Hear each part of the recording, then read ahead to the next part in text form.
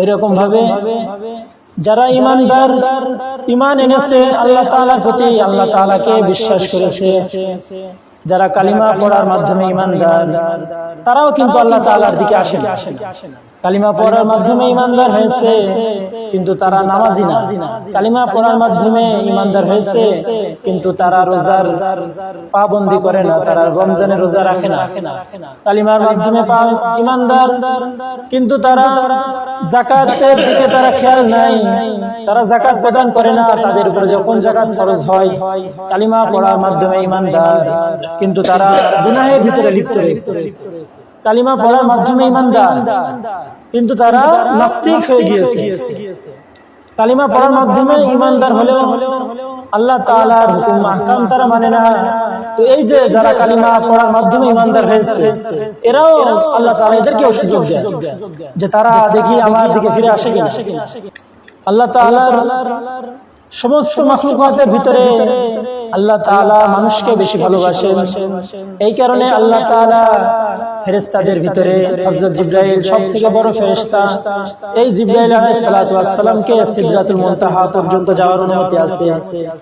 আল্লাহ রাসূল সাল্লাল্লাহু আলাইহি ওয়াসাল্লাম মেরাজের রজনীতে জিবরাইলের সাথে আল্লাহ তাআলা দিদারে গিয়েছেন। তো সিদরাতুল মুনতাহা পর্যন্ত গিয়ে জিবরাইল থেমে গিয়েছেন। এবার জিবরাইল বলতেছেন যে আপনি এরপরে আপনি অতিক্রম করুন। এই সিদরাতুল মুনতাহার পরে আর আমার যাওয়ার অনুমতি নাই। অর্থাৎ সিদরাতুল মুনতাহার পরে এবার জান্নাতুল মাওয়া আসবে। সিদরাতুল মুনতাহার উপরে এবার জান্নাতুল মাওয়া যাওয়ার জিবরাইলের অনুমতি নাই। সিদরাতুল মুনতাহা পর্যন্ত জিবরাইলের অনুমতি রয়েছে। তো আল্লাহ রাসূলকে সিদরাতুল মুনতাহা পর্যন্ত পৌঁছায় জিবরাইল সেখানে বসে রইলেন, আল্লাহ রাসূলকে আল্লাহ তাআলার কাছে পাঠিয়ে দিলেন।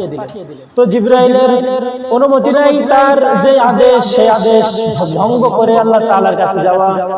এরকম ভাবে জিবরাইলের যে দায়িত্ব রয়েছে ওহী আদান প্রদানের দায়িত্ব জিবরাইল, ওহী নিয়ে যাওয়া মানুষের কাছে, নবীদের কাছে ওহী নিয়ে যাওয়া, নবীর মায়ের কাছে ওহী নিয়ে যাওয়া। ওইরকম ভাবে মোতাজায় হাল অনুযায়ী ওহী নিয়ে যাওয়া হলো জিবরাইলের কাজ। তো এইরকম ভাবে আসমানে অনেক ফেরেশতা রয়েছে। আল্লাহ রাসূল বলেন যে আমি মেরাজের পরে আসমানে অনেক ফেরেশতা দেখে আসছি যারা রুকু অবস্থায়, তারা কিয়ামত পর্যন্ত রুকুর হালাতে থাকবে। আমি অনেক ফেরেশতাকে দেখছি তারা সিজদা অবস্থায়, কিয়ামত পর্যন্ত তারা সিজদা অবস্থায়। আউযু বিল্লাহি মিনাশ শাইতানির রাজীম। بسم الله الرحمن الرحيم وما خلقت الجن والإنس إلا ليعبدون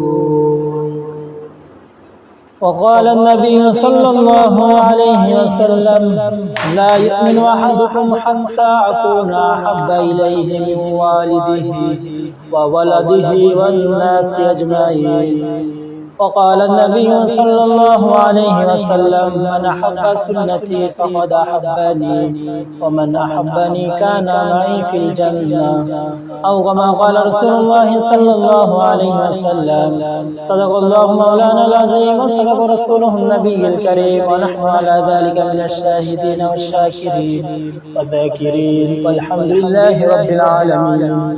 আল্লাহ তাআলা তার কালামের ভিতরে ইরশাদ করেন যে আমি মানব জাতিকে এবং জিন জাতিকে সৃষ্টি করেছি একমাত্র আমার ইবাদতের জন্য।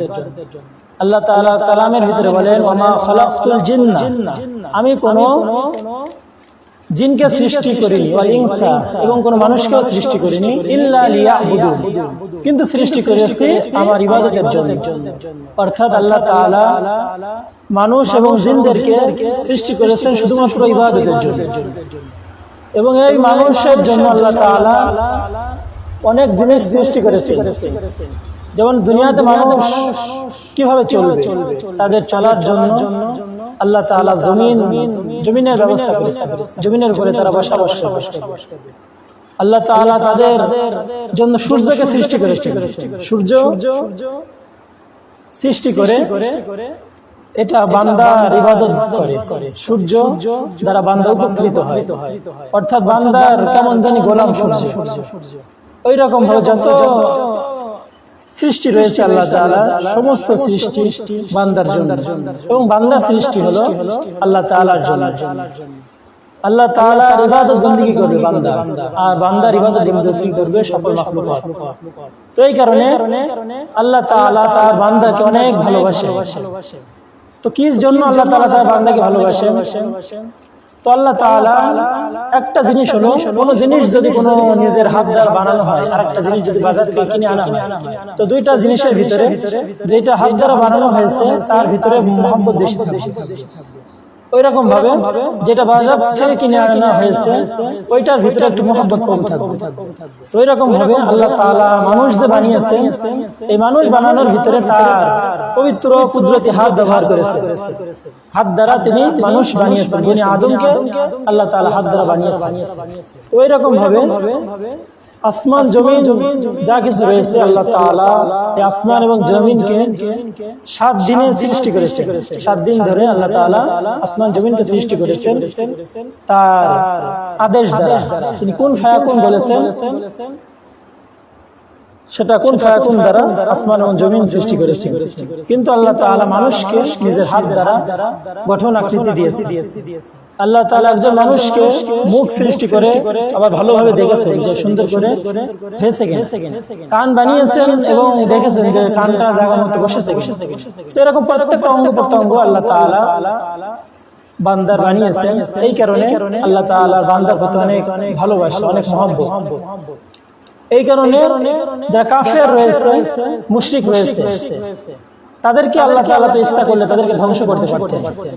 তারা তো আল্লাহ তাআলার ইবাদত বন্দেগী করে না, তারা তো আল্লাহ পাকের সাথে শিরক করে। তো আল্লাহ পাক তাদেরকে ধ্বংস করেন না কেন? আল্লাহ তাআলা সকল মানুষকে ভালোবাসে, তাদেরকে সুযোগ দিতে চান যে দেখি না বান্দাকে আর একটা সুযোগ দিয়ে সে আমার পথে ফিরে আসে কিনা। তো এরকম ভাবে আল্লাহ তাআলা 80 বছর বয়স যার, যে বুড়ার 80 বছর বয়স, তাকেও সুযোগ দেন যে আল্লাহ তাআলার দিকে ফিরে আসে কিনা। ওইরকম ভাবে যারা ঈমানদার, ঈমান এনেছে আল্লাহ তাআলার প্রতি, আল্লাহ তাআলাকে বিশ্বাস করেছে, যারা কালিমা পড়ার মাধ্যমে ঈমানদার, তারাও কিন্তু আল্লাহ তাআলার দিকে আসে না। কালিমা পড়ার মাধ্যমে ঈমানদার হয়েছে কিন্তু তারা নামাজি না। কালিমা পড়ার মাধ্যমে ঈমানদার হয়েছে কিন্তু তারা রোজার পাবন্দি করে না, তারা রমজানের রোজা রাখে না।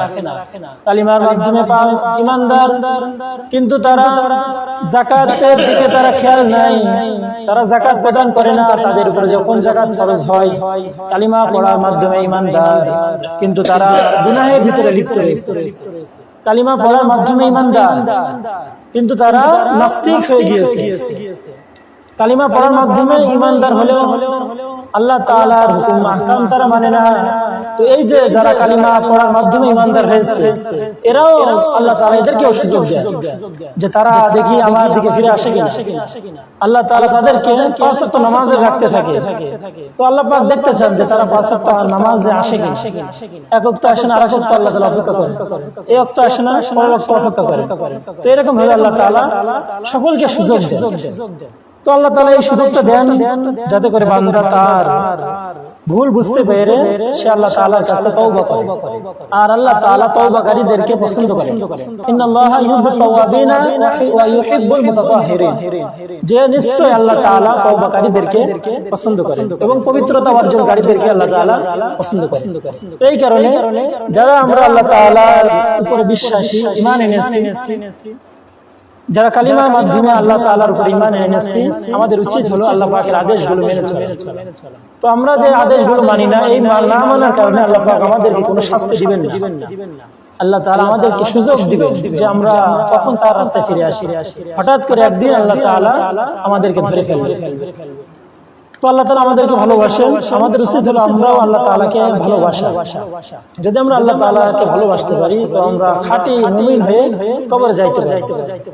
তো আল্লাহ তাআলা বান্দাকে কেমন ভালোবাসেন? আল্লাহ তাআলার সমস্ত মাখলুকাতের ভিতরে আল্লাহ তাআলা মানুষকে বেশি ভালোবাসেন। এই কারণে আল্লাহ তাআলা ফেরেশতাদের ভিতরে হযরত জিবরাইল সবথেকে বড় ফেরেশতা। এই জিবরাইল আলাইহিস সালাতু ওয়াস সালামকে সিদরাতুল মুনতাহা পর্যন্ত যাওয়ার অনুমতি আছে। আল্লাহ রাসূল সাল্লাল্লাহু আলাইহি ওয়াসাল্লাম মেরাজের রজনীতে জিবরাইলের সাথে আল্লাহ তাআলা দিদারে গিয়েছেন। তো সিদরাতুল মুনতাহা পর্যন্ত গিয়ে জিবরাইল থেমে গিয়েছেন। এবার জিবরাইল বলতেছেন যে আপনি এরপরে আপনি অতিক্রম করুন। এই সিদরাতুল মুনতাহার পরে আর আমার যাওয়ার অনুমতি নাই। অর্থাৎ সিদরাতুল মুনতাহার পরে এবার জান্নাতুল মাওয়া আসবে। সিদরাতুল মুনতাহার উপরে এবার জান্নাতুল মাওয়া যাওয়ার জিবরাইলের অনুমতি নাই। সিদরাতুল মুনতাহা পর্যন্ত জিবরাইলের অনুমতি রয়েছে। তো আল্লাহ রাসূলকে সিদরাতুল মুনতাহা পর্যন্ত পৌঁছায় জিবরাইল সেখানে বসে রইলেন। আল্লাহ রাসূলকে আল্লাহ তাআলার কাছে পাঠিয়ে দিলেন। তো জিবরাইলের অনুমতি নাই, তার যে আদেশ সেই আদেশ ভঙ্গ করে আল্লাহ তাআলার কাছে যাওয়া। এরকম ভাবে জিবরাইলের যে দায়িত্ব রয়েছে ওহী আদান প্রদানের দায়িত্ব জিবরাইল, ওহী নিয়ে যাওয়া মানুষের কাছে, নবীদের কাছে ওহী নিয়ে যাওয়া, নবীর মায়ের কাছে ওহী নিয়ে যাওয়া। ওইরকম ভাবে মোতাজায় হাল অনুযায়ী ওহী নিয়ে যাওয়া হলো জিবরাইলের কাজ। তো এইরকম ভাবে আসমানে অনেক ফেরেশতা রয়েছে। আল্লাহ রাসূল বলেন যে আমি মেরাজের পরে আসমানে অনেক ফেরেশতা দেখে আসছি যারা রুকু অবস্থায়, তারা কিয়ামত পর্যন্ত রুকুর হালাতে থাকবে। আমি অনেক ফেরেশতাকে দেখছি তারা সিজদা অবস্থায়, কিয়ামত পর্যন্ত তারা সিজদা অবস্থায় থাকবে। আমি অনেক ফেরেশতাকে দেখছি তারা কিয়াম অবস্থায়, কিয়ামতের পর্যন্ত তারা কিয়াম অবস্থায় থাকবে। অর্থাৎ আল্লাহ তাআলা যাকে যে আদেশ দিয়ে বলেছেন, যে আদেশ দিয়েছেন সে আদেশ তারা মেনে চলবে। কেউ তার আদেশ থেকে বিন্দু পরিমাণ পিছিয়ে হবে না, সরে যাবে না। তো এরকম ভাবে মানুষ তার যেই আদেশ, মানুষ যে সৃষ্টি করেছে, মানুষের কোনো আল্লাহ তাআলা কোনো কিছু বলেন নাই, তার একটা ইচ্ছা দিয়েছে যে সেজন্য নিজে নিজে মাথা বুদ্ধি দ্বারা চিন্তা করে আমার দিকে আসে। মানুষকে ডাইরেক্ট আল্লাহ বলেন না যে এটা করতে হবে। আল্লাহ তাআলা মানুষের দুইটা অবস্থা দিয়ে পাঠিয়েছে। একটা হলো তার ভিতরে ভালো কাজের আগ্রহ দিয়েছে এবং খারাপ কাজের আগ্রহ দিয়ে পাঠিয়েছে। দুইটা জিনিস আল্লাহ তাআলা মানুষের ভিতরে দিয়ে দুনিয়াতে পাঠিয়েছে। এখন মানুষ তার বিবেক দ্বারা, বুদ্ধি দ্বারা, চিন্তা দ্বারা সে চিন্তা করে সে আল্লাহ তাআলার দিকে যেতে পারে এবং সে চিন্তা ভাবনা করে সে শয়তানের দিকে যেতে পারে। তো এই কারণে আল্লাহ তাআলা মানুষকে ভালোবাসেন, এই কারণে মানুষকে একটা ইচ্ছা দিয়েছে।